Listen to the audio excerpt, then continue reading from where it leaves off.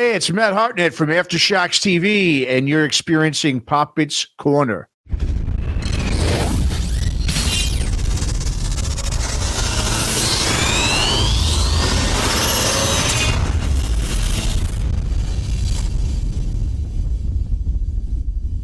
What's going on, everyone? Welcome to another episode of Poppitt's Corner, the mini-series, part one of many episodes today. But I'd like to bring on the main man from Dow himself and Helsott, Mr. Eric Dow. How you doing, man? I'm doing well, man. How are you? Good, man. Thanks again for having us. Thank you. Why don't you explain to the folks watching and listening what's kind of going on tonight? All right, we have the Wacken Metal Battle.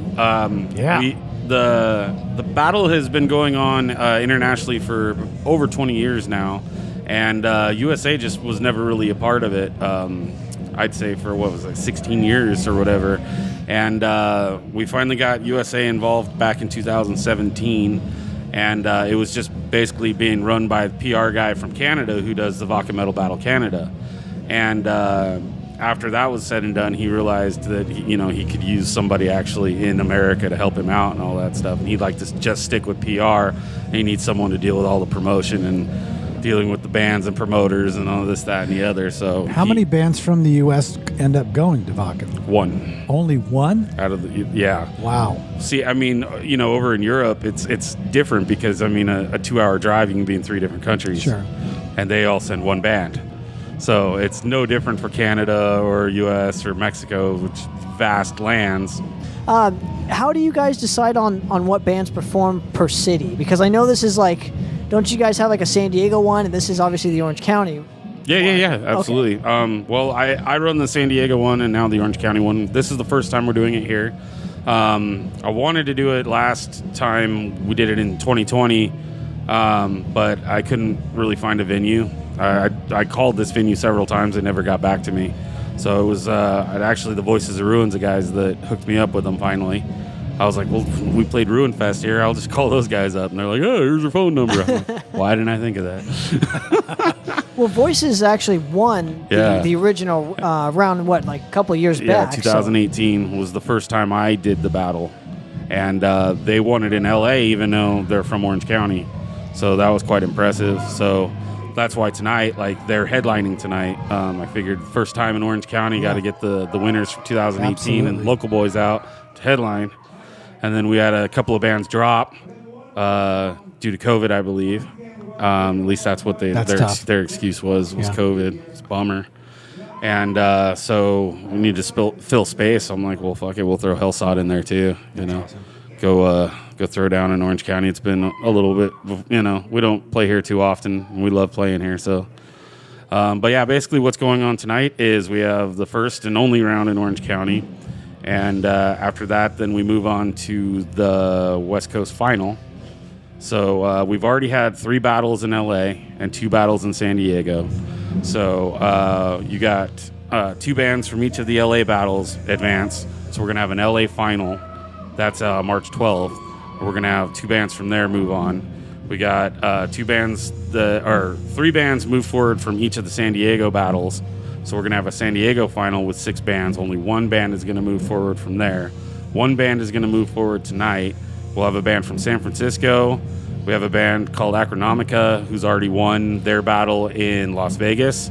And then we have an Arizona battle going on. We have a Phoenix final, and 1 band will come from there. So those 6 bands will be the West Coast final. And we'll pick 2 winning bands from there to battle.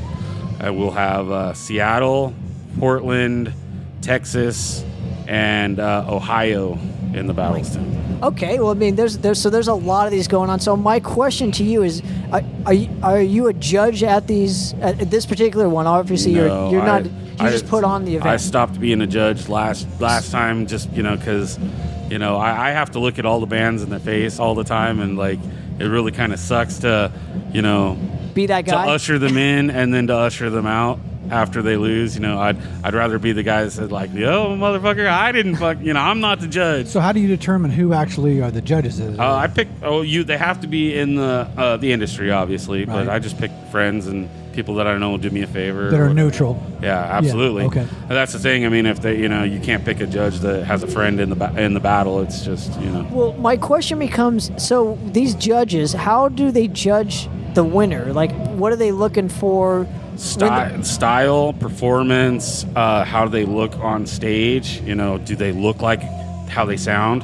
You know what I mean? Like, if they're a power metal band, are they going up there looking like a sludge punk band, or are they looking like a bunch of guys that just woke up out of bed and don't give a shit? Or do they look like a slick, pretty power metal band up there on stage? You know what I mean? Well, so do you judge them off of their stage performance itself? Yeah. Okay, Yeah, absolutely. so crowd response, stage performance, playability. They have How 5 do or you- 6 different categories, and you just rate them between 1 and 10, and they go in increments of 0.5. So 0.5, 1, 1.5, 2, 2.5, all the way out to 10. And you just add up each category that you judge them in, tally them all up. We tally up all its scores from all 3 judges. Whoever scores the highest wins. interesting. So do you judge it off of do you judge it off of style as well, though? Yeah. Because here's the thing, judges, these bands are playing in so many different styles of metal, right? Yep. So what is the kind of overall vibe that you want to get from the said winner? Like, do they have to have good songs? Oh, Do they yes. have to That's part of it, for catchiness? sure, Do they yes. like okay? Everything you can think of. I know you, Tanner. You're a songwriter. Okay, I'm not a judge. I'm just asking the question. But if I was to pick you as a judge, I would be comfortable because you would be looking for all the things that I'm looking for in a winning band. okay, Because it is a competition. Whoever wins in America goes to battle in Wacken, and then they have to battle against 30 different countries. I want to fucking win that battle one day. Yeah. So you want to send the best in terms Yes. of just overall everything. Yes. Okay. Now, obviously, there is some sort of quote-unquote bias here, but at the end of the day, too, I think what your overall goal is to do is obviously to help the bands out. Yeah, and of course. obviously, That's main for me. right. But obviously, too, you also want them to represent. It's like the Olympics. You want Yes. to represent No, the. you fucking nailed it. The U.S. This is the Metal Olympics at the Holy Land. What do you want heavy? I want heavy. Yeah. not dynamic. I mean, just heavy. so far, the bands I brought were Voices of Ruins, a heavy melodic death metal band, and Monarch, a shreddy, heavy thrash metal band with Tom Mariah screams and like shreds that'll fucking blow your brains out. And we didn't even place with either of those bands. Like last time it was a folk metal band that won, really badass band from Latvia, I believe, and the time before it was a really like polished, like almost produced already band from China that won. Now, do these bands know who the judges are? A lot of the times I announce them ahead of time, but I try to do it like a day or two before because we've had it in the past where a band will start bugging the judges early, and I do not want that. Blacks and blackmail here yeah. for us? Yeah, exactly. They wouldn't do that. None of the judges I pick would go for that, but I wouldn't put it past any of the bands that I don't know. Wow. You know what I mean?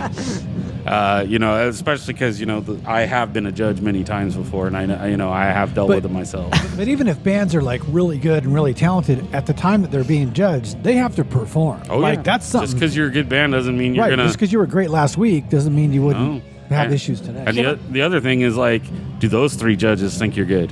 So Right. even if you lose, you don't necessarily hang your head low in this battle. I hate it when a band. Being a finalist is something to be said. Last time, man, one of the bands I thought should have won in LA on one of their rounds, I walked up to them right after the show just to let them know, man, dude, I thought the judges got it wrong tonight. You guys were my favorite. And they were like crying, and they would barely talk to me. They were looking at their feet and all that. And I was just like, hey guys, and one of them just said, I think we're just going to hang it up. And I was like, part of me was sad, and the other part I was really pissed off. I'm like, you got 3 judges from the industry, you got all these other bands, you got me. I mean, I'm just a little fish in this big pond, but I'm somebody trying to give you an opportunity. I'm looking you right in the eye. Just because you didn't win doesn't mean you don't have fucking opportunity staring you right in the face. Yeah. And now you're kind of whining at me and being all pissy and moany, and I'm like, I immediately stopped liking that band. Interesting. So another question I have, and we'll get back to this aspect that you just touched upon, but do the bands have to have said albums out, or can they just be a demo kind of band? Could just be a demo. Okay. Could just, I mean, in this day and age, I could just throw a couple of songs on YouTube and call it done. But I mean, we prefer them to have EPK and everything, because once you go to Wacken, they have like a meet and greets set up with everybody in the industry over there, and I'm not going to walk that band over and hold their hand and introduce them to everybody. Yeah. They put their faces on a board and tell them who they are, so you could see what they look like in the artist village, and tell them what time they're going to be there, or where they're from, and what they're doing there. And it's up to you to go and schmooze with them. So do you also look for a good representation in terms of how they present themselves, not just on stage, but off the stage? Yes. Okay, so is that one of the categories too? No, it's not. Okay. And it should be. But, Like professionalism? I would probably add 3 or 4 more categories to the judging. But let me I hear don't. 'em. No, I'm not going to go into it. But I definitely, the judging sheets are a little shorthanded for me. I think I would add a little bit more to it. And honestly, if a band won that didn't have a proper EPK, I would fucking do it for them. You know what I mean? Because I would hate for a band to go to Germany and to look like a small-time pissant band meeting these big people in the industry. It's intimidating, I'm sure. And then I wouldn't want those guys to go, that's the fucking band that won USA? At the same time. So, and does it ultimately come around to you though? So if hypothetically, in a way, yeah. If the bands don't present themselves obviously in a professional way, does that come around? Oh, yeah. Okay, because the metal industry, for folks that don't really know this, it's kind of a small. Oh, it's very small. It's very small. Oh, yeah. So obviously, people talk and people know each other. And one of my judges tonight is from Silver Lining Music. And Silver Lining Music is owned by Thomas from Wacken, the owner of Wacken. Yeah, so there's a guy in the building tonight that will go home tonight and tell boss man of all boss mans how tonight went. So ultimately, no pressure. No pressure, right? But I think you picked a good round of bands. Like, can you just go over kind of the bands that you decided to choose, and how did you approach each of the bands? Well, bands have to sign up in time. We have a 3-month window for bands to sign up, and that's just all over the country. That's not just locally, whatever. The bands have 3 months to sign up. And, I was really hoping, especially with Voices of Ruins winning from Orange County, that we would have more bands signing up. 'Cause I know we got great talent out here. And really, we had 8 bands sign up total. Now, do you think that's due to what has transpired in the past year or two? Sure, sure. I mean, because think of how many bands didn't survive COVID. I'm not trying to say it's not, maybe we didn't get the word out enough, or, maybe because 2 years went by without Wacken Metal Battle going on, and maybe in those 2 years, maybe even Voices of Ruins fans or friends or whatever have moved out of the state. I don't know. I'm not trying to blame anything. All I know is I was expecting more bands to sign up. So on this particular battle, I just picked every band that signed up. Interesting. Well, obviously, thanks again for having us here. We really appreciate the opportunity. I appreciate you guys coming out. I mean, it was a no-brainer for me to ask you guys to come out. You're the hometown boys. I'm the guest. We appreciate it. Hopefully we can be at many more of these when you do them each year. So I would love to get this going in Orange County every year, honestly. Yeah. I think Orange County deserves it. I think bands should be hungry to want the opportunity, and like you said, even if they don't qualify or get to the be in the final, there needs to be some recognition that they how far they got, and they should feel good about that. And that should be with every state, everyone involved in this battle, and I think that goes a long way because Voices of Ruins, they were so hungry for it. Fuck yeah, and they won. It reminds me of like if you're a stud in sports, right? And you're kicking ass, and because I was kind of a soccer dork, where nice. I thought I was good. When I got into college, I was up against people that were fucking way better than You me. realize you're not as good as you thought you were. Right. You know, And so there's some, you can be humbled with that. Oh, yeah. And so even that, at least you can be proud of what you've done, even if you don't make yourself the top national anything. Yeah, So- I was a goaltender, Yeah. keeper, and I remember first time I went from was Like it a CIF champion? No, JV, just a varsity, Yeah. just that one step. I went for tryouts, and I was just sitting there, like all cocky in the net, like ready to do this, and some kid came up and kicked that fucking ball so fucking hard and fast, and I didn't even see it coming, and it went by me in the goal, and I was like, oh shit. Now, There's good people out there. Yeah. now let me ask you this, because I want to go back to what you had mentioned earlier with the band that kind of couldn't take any criticism. So I'm kind of curious your advice for bands that have a hard time with criticism. What do you usually tell them? Only 3 guys that are judging this. Why let 3 guys ruin your whole fucking career? It's who the fuck them. Who gives a shit what those 3 fucking guys think? If those 3 fucking guys pick you as a winner, then you care. Yeah, fuck. Right. They're the greatest people. They're the smartest people in the world. But if they didn't pick them, it's not the end of the world. But go talk to them after the show.